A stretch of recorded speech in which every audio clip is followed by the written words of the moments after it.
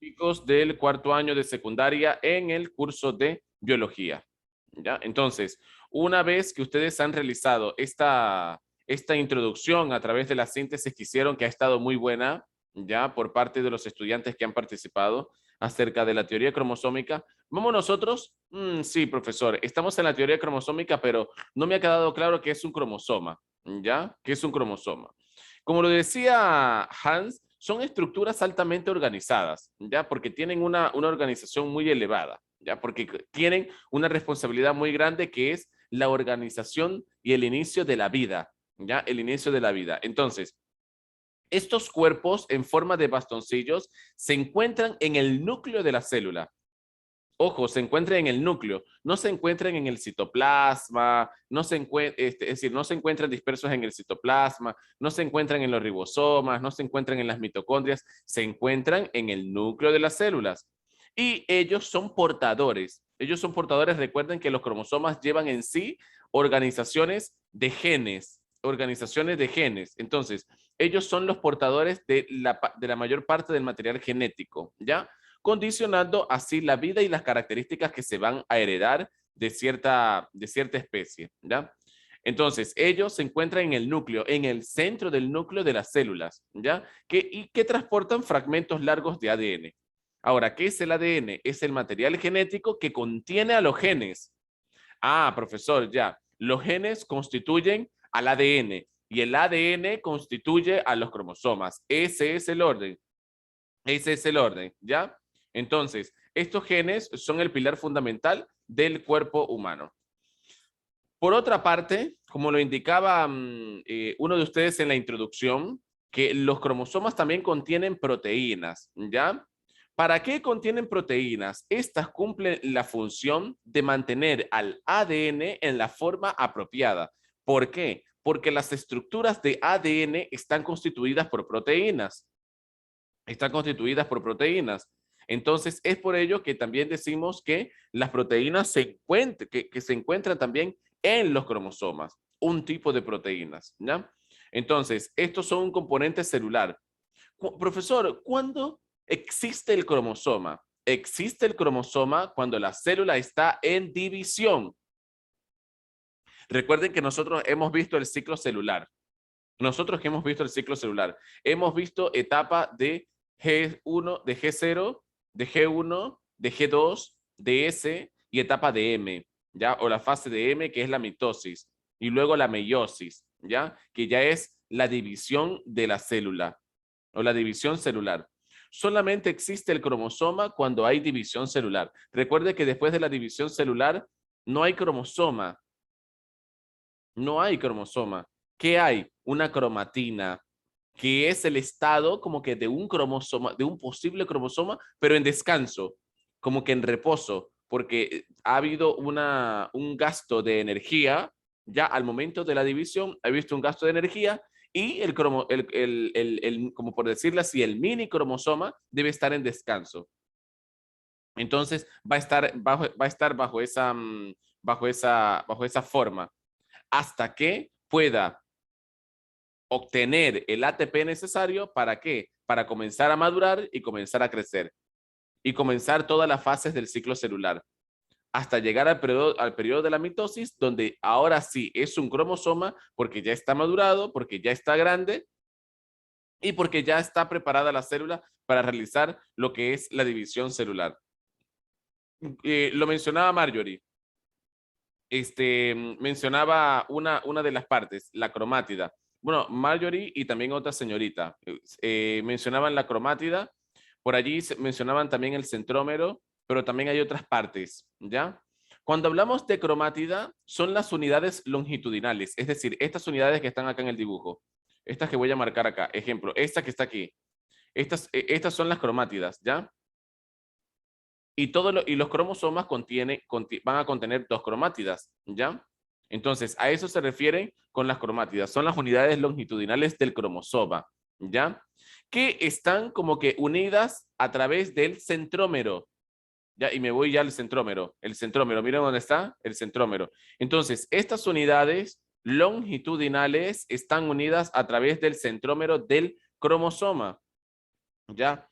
Entonces, estas cromátidas hermanas son idénticas en morfología. Ojo, estas unidades longitudinales son igualitas, ¿ya? Hablando de su morfología e información, ya que provienen de una molécula de ADN que se ha duplicado. Porque recuerden que el ADN se encuentra en células y las células se duplican, las células se dividen. Entonces, la información genética siempre va a ser la misma, ¿ya? Entonces, ya sabemos que contiene dos unidades longitudinales y que están unidas a través del centrómero. Este centrómero es la región estrecha del cromosoma, acá, en el centro.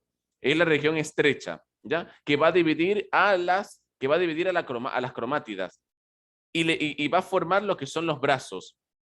Va a formar los brazos cortos y también va a formar los brazos largos, ¿ya? Brazo corto y brazo largo, ¿ya? Entonces, el centrómero junto a una estructura proteica, ¿ya? Una estructura proteica es el responsable de llevar a cabo y controlar los movimientos cromosómicos.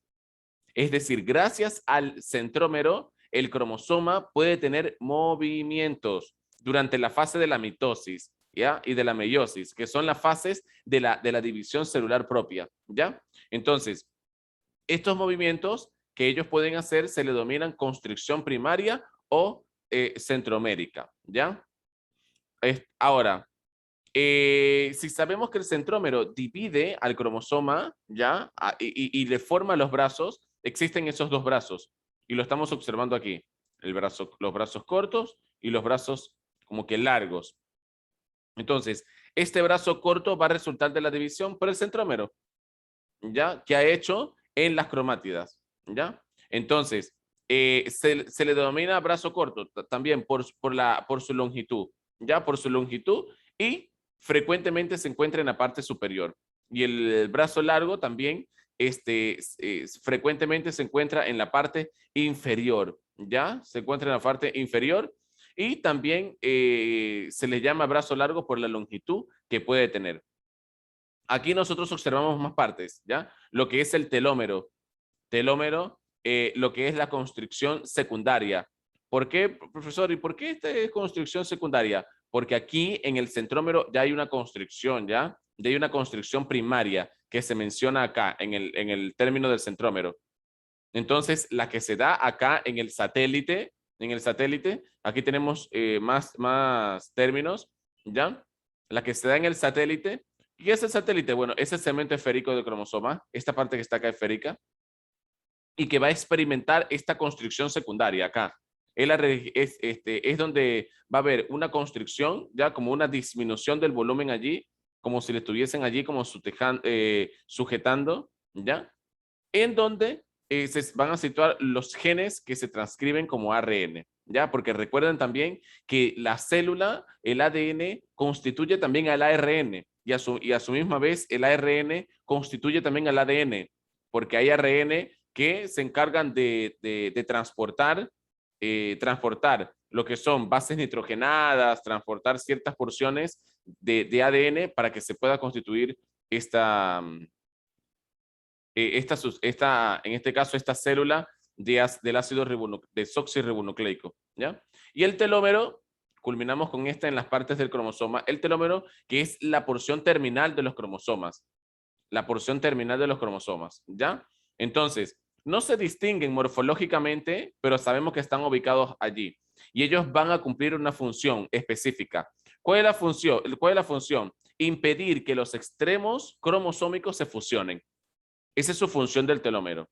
¿Ya? Impiden que los extremos de los cromosomas, ¿ya? Se puedan fusionar, ¿ya? Entonces, chicos, a medida que vamos avanzando, vamos tomando nota de los términos y de las funciones de las partes de cada uno de los del cromosoma que nosotros estamos estudiando. Ahora, basados en lo que es la teoría cromosómica, ahora sí, con respecto a la síntesis que ustedes hicieron, ¿qué es lo que en la teoría cromosómica de Sutton y Boveri, qué es lo que anuncia? Anuncia a los alelos mendelianos, ¿ya? ¿Cómo así que los alelos mendelianos, profesor? A los genes. ¿Quiénes son los alelos mendelianos? Los genes, ¿ya? ¿Y qué es lo que afianzó la teoría cromosómica? Que los genes están localizados dentro de los cromosomas, ¿ya? dentro de los cromosomas, ¿ya? Entonces, esta teoría también, la teoría cromosómica también se le conoce o también fue denominada como la teoría cromosómica de la herencia, ¿ya? Allí le quita ese término a Mendel, porque Mendel es el padre de la genética y de la herencia. El padre de la genética y de la herencia. Cuando estudiamos a Mendel, estudiamos genética y estudiamos herencia, ¿ya? Estudiamos herencia. Ahora, los puntos, esta teoría tiene puntos básicos. Tiene unos puntos básicos. Ojo, los puntos básicos no son los postulados. Los puntos básicos no son los postulados, ¿ya? A ver, Yadira, un favor, haz lectura de los puntos básicos de esta teoría cromosómica. Los genes se encuentran en los cromosomas colocados uno a continuación del otro. Ok. Los genes... ¿Sigo? Sí. Los genes que están muy juntos sobre un cromosoma tienden a heredarse juntos y se llaman genes ligados. Uh-huh. Los genes de un mismo cromosoma pueden heredarse por separado debido al entrecruzamiento que ocurre en la meiosis. Correcto. Es fundamental esto, Yadira, lo que acabas de leer. Ya sabemos, el primer punto ya lo sabemos, ¿ya? El primer punto ya lo sabemos, que los genes se encuentran en los cromosomas y ellos están localizados, ¿ya? O están colocados uno a continuación del otro, ¿ya? Porque ese es como el cromosoma está organizado, Oriana, está organizado. ¿Cuál es la organización, profesor? Un gen, ¿ya? Uno a continuación del otro. Esa es la organización que tiene el cromosoma, ¿ya? Ahora, estos genes que están muy juntos, ellos están juntos, pero unos están más juntos que otros, ¿ya? Ahora, los genes que están muy juntos sobre un cromosoma tienden a heredarse y se llaman genes ligados. Esta es la respuesta del por qué a veces ustedes se parecen, de pronto, en su cara es la misma cara de su papá o de su mamá. Algunos seres humanos, ejemplo, vamos a colocar un ejemplo. Yo puedo decir que tengo la forma de la cara de mi papá, pero la forma de las cejas de mi mamá y la forma de la boca de mi mamá, pero la nariz de mi papá, pero las orejas de mi, ¿ya? O la forma de las orejas de mi papá. Es decir, ha habido una distribución cromosómica allí, un poco, como por decirlo así, un poco equitativa, pero ya, yo tengo una hermana y vamos a poner el ejemplo, que no es así, al 100%, no es así, pero ella tiene la cara de su papá y los ojos de su papá y las cejas de su papá y la boca de su papá, las orejas de la mamá, ¿ya? Entonces, ella ha tenido herencia de genes ligados, ¿Por qué herencia de genes ligados? Porque sus genes en la distribución cromosómica estaban muy juntitos y se heredaron por completos. Esa es la razón por la cual tú te pareces demasiado, ¿ya? Profesor, solamente en la cara, me preguntan en el chat. No, solamente en la cara no. Es decir, en todo el cuerpo. Los genes ligados se heredan ya como características hereditarias de todo el cuerpo, ¿ya? Entonces, estos genes de un mismo cromosoma pueden heredarse o por separado, ¿ya?